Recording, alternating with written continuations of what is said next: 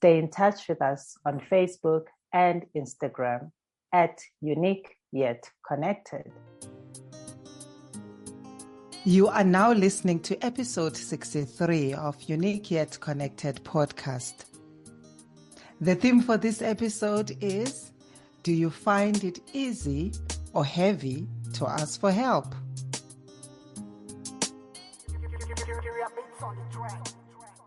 When asking for help, you often feel that one day you will have to pay for it, and this makes you resist asking for help. Hello, brilliant souls in and around the world.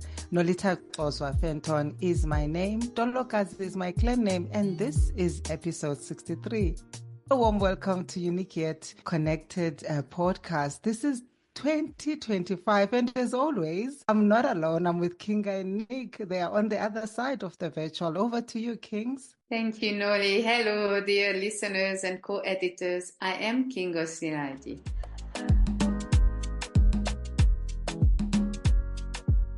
Thank you for joining our movement of translating this wisdom of systemic family constellations into a practical language that all of us can easily understand and, most importantly, implement in our daily lives.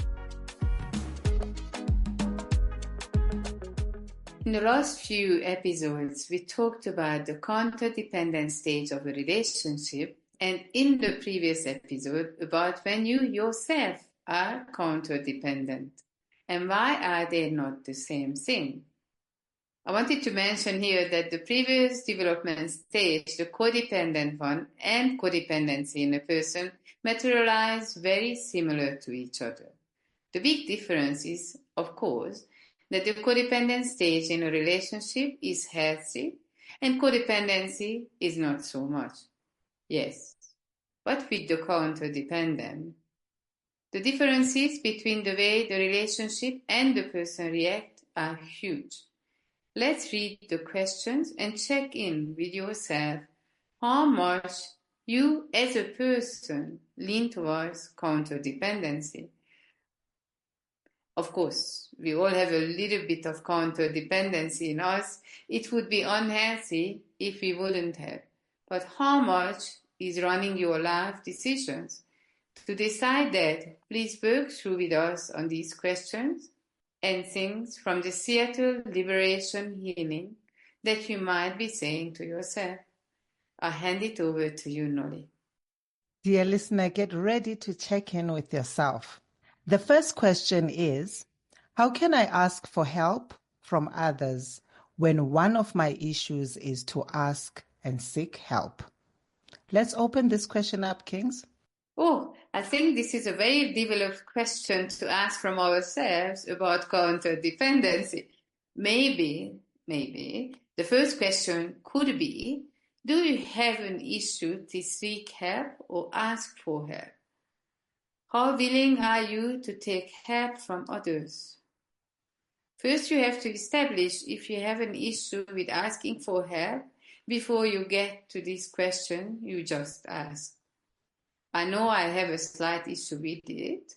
My problem is visible to me in situations when it takes longer to explain what I would like to have help with than to do it myself.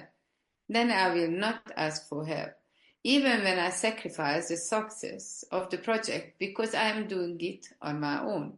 There are a lot of things that you can have a look at when it comes to asking for help. Yes, it is a developed question, Kings. Thank you for opening it up for us. Because when I was reading it as well, I couldn't fully understand it. So the question is, do you have an issue asking for help and receiving the help? There is a big part of me that recognizes that I am not great at asking for help. Maybe a little bit I relate to you because I felt misunderstood for the longest time. Like the world doesn't understand me, people don't understand me. So it was better to just do something on my own. And also because of my OCD of wanting to do something in a particular way has been a thing for me as well. So the times I would decide to go for it and ask for help, and only to find that the person has done a mediocre job, then I'll have to fix or do it all over again. And then I'll be like, what was the point of asking for help? I developed this belief that if I want something done, I better do it myself. And then this also, filters in the home, even with the children that are in my life right now. It's been a very challenging journey to ask them to do something because I also met them older.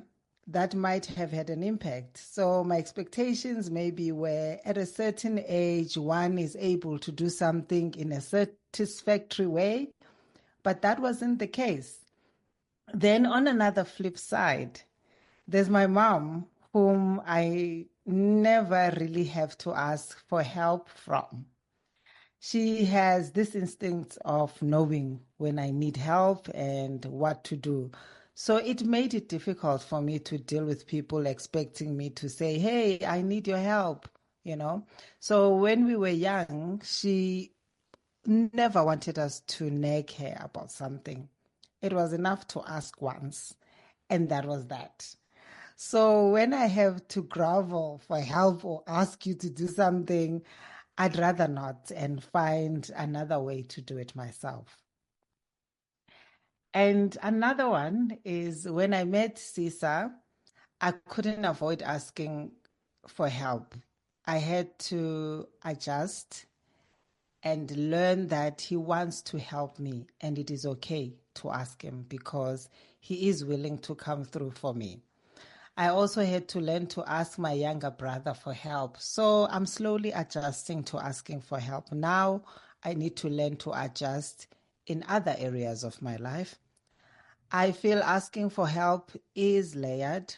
Sure, like that was a mouthful, Kings. I hope it's making sense. I'm so happy that you said all of that.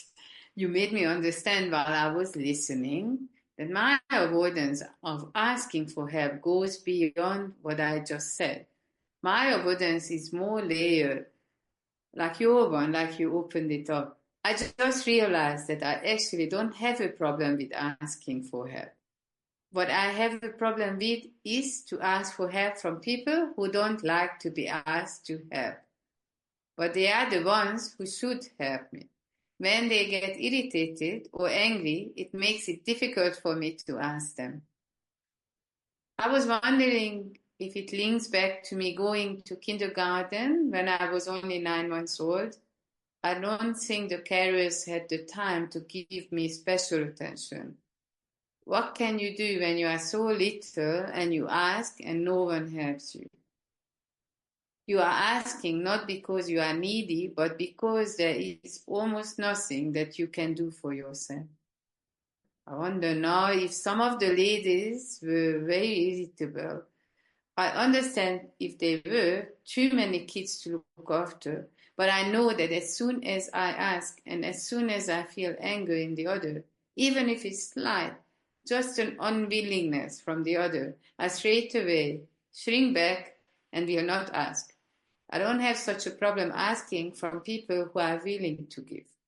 It makes total sense, dear listener, to sit with the question and listen to someone else peeling the layers away, because then it brings up your layers or provokes you to, pay attention to something you might have missed about yourself. Um, you can also ask the question in different ways to get to your layers. You can rephrase and say, do I have an issue asking for help? What is it about help? Am I comfortable with it?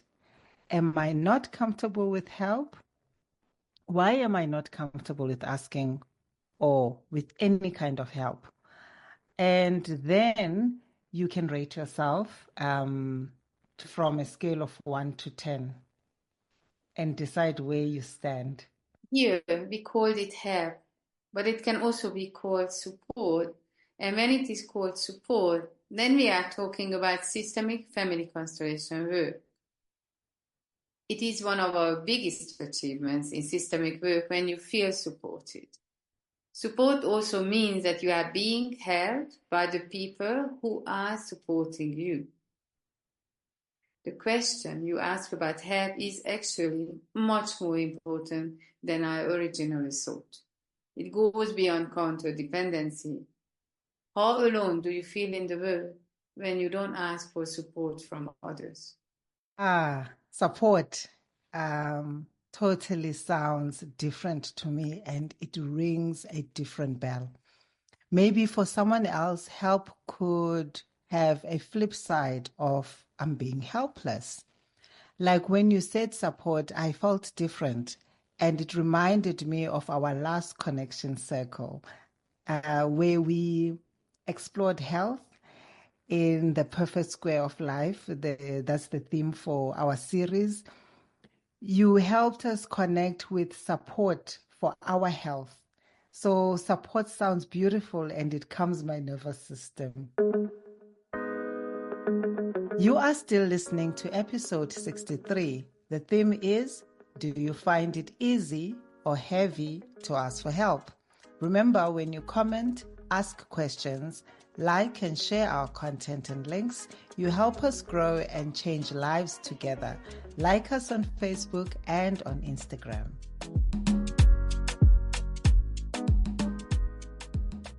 When asking for help, you often shy away from it because you fear that one day you will have to pay for it, and this makes you resist asking for help.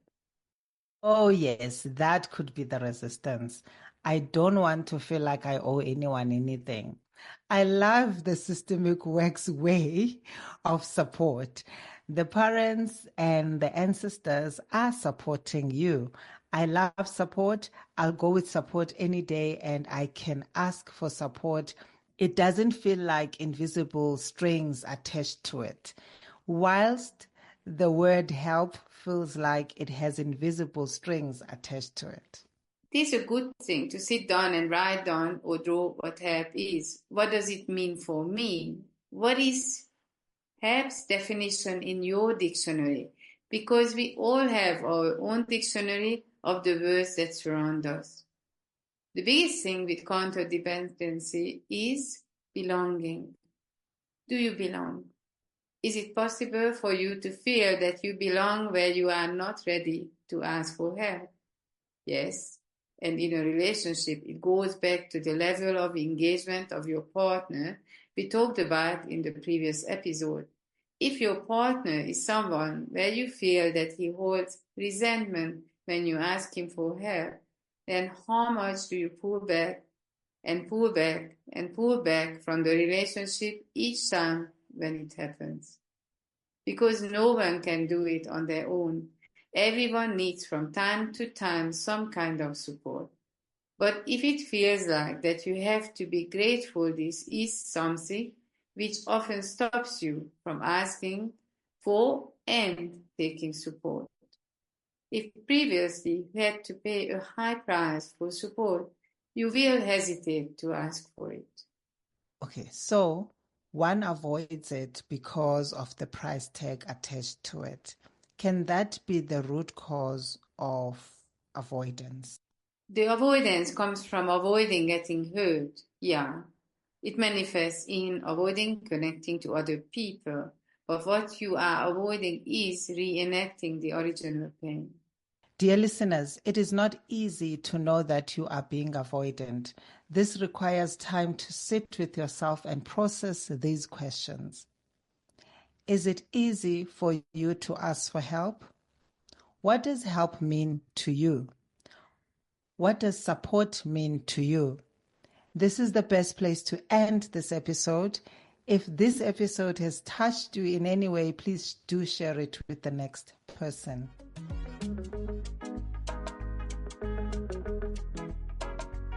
Thank you for your contribution in helping us to be chosen into the top 10 South Africa Family Podcast by FeedSpot. Join our monthly virtual connection circle every first Tuesday evening of the month. To receive your link, subscribe on our website www.uniqueyetconnected.com or check for updates on our socials at uniqueyetconnected.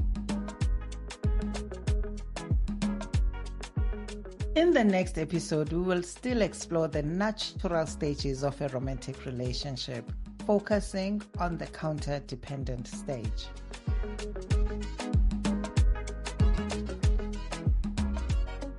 If you feel like you are experiencing limiting patterns or relationship issues and would like to have an individual session, book a family constellation session with us on our website www.uniqueyetconnected.com or on our socials, Facebook or Instagram. Our handle on both platforms is @uniqueyetconnected. A big thank you to you for listening to our episode, and to Nick Mons from That Guy Productions for making us sound fabulous and on point. Episode 64 is in 2 weeks' time from now. Tune in on the 2nd of February 2025 from 10 a.m. South African Standard Time. For links and updates, stay tuned to our Facebook and Instagram pages @Unique Yet Connected, unique spelled YOUNIQUE. Stay unique, stay connected, and remember, you are one of a kind, and we can only create a really meaningful podcast together. Siyabulela. Khoso nompaya danki. Köszönöm. Thank you. Szia, Bulela. Bye, donkey.